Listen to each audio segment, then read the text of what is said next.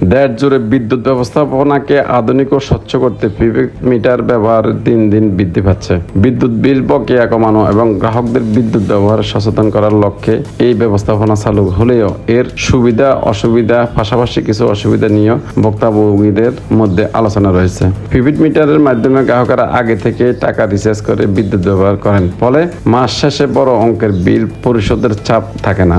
ব্যবহার অনুযায়ী বিদ্যুতের খরচ সহজেই জানা যায়, যা সাশ্রয়ী ব্যবহারে উৎসাহিত করে। এছাড়া বিল প্রস্তুত বা মিটার রিডিং সংক্রান্ত ভুলের সম্ভাবনা কমে যায়। বিদ্যুৎ চুরি ও নিয়মে রোধে এই ব্যবস্থাপনা কার্যকর ভূমিকা রাখছে বলে সংশ্লিষ্টরা মনে করেন। অন্যদিকে অনেক গ্রাহক অভিযোগ করেন যে বিভিন্ন চার্জ ও সার্ভিস ফি কেটে নেওয়ার রিচার্জের পুরো টাকা ব্যবহার করা যায় না। রাতের বেলা বা জরুরি মুহূর্তে ব্যালেন্স শেষ হয়ে গেলে বিদ্যুৎ সংযোগ বিচ্ছিন্ন হওয়ার কারণে ভোগান্তিতে পড়তে হয়। গ্রামীণ এলাকার রিচার্জ কেন্দ্র স্বল্পতা এবং প্রযুক্তিগত ত্রুটির কারণে অনেক সময় গ্রাহকেরা সমস্যার সম্মুখীন হয়।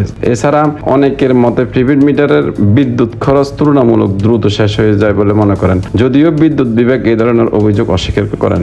অনেক সময় অনেক গ্রাহক মনে করেন সঠিকভাবে পরিচালিত হলে প্রিপেড মিটার একটি আধুনিক ও কার্যকর ব্যবস্থা, তবে অতিরিক্ত চার্জ কমানো, সহজ রিচার্জ সুবিধা নিশ্চিত করা এবং গ্রাহকেরা উন্নত করার দাবিতে বিশেষজ্ঞদের মতে প্রিপেড মিটার বিদ্যুৎ ব্যবস্থাপনা স্বচ্ছ জবাবদিহিতা বাড়াতে সহায়ক, তবে গ্রাহকের আস্থা অর্জনের জন্য প্রযুক্তিগত ত্রুটি করা এবং সেবার মান উন্নয়ন করা জরুরি। সুবিধা অসুবিধা সমন্বয়ে প্রিপেড মিটার বর্তমান দেশের বিদ্যুৎ খাতে একটি গুরুত্বপূর্ণ আলোচনার বিষয় হয়ে দাঁড়িয়েছেন।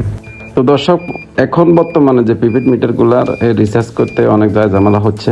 ঝামেলা বলতে 100 বা 120 ডিজিটের নাম্বারগুলা আপনাদেরকে দিচ্ছে, আপনারা এই রিচার্জ করতে অনেক সময় হিমশিম কাটছেন। তো আপনাকে আমরা বলবো যে ডিজিটগুলো দিচ্ছে কমা পর্যন্ত 20 ডিজিট বা 21 ডিজিট বা ডিজিট পর্যন্ত কমা পর্যন্ত আপনারা একবার চাপ দিবেন লাল বটনে। এরপর দাফে দাফে এইভাবে লাল বটনে চাপ দেওয়ার পরই আপনাকে আপনার জায়গায় নিয়ে যাবে।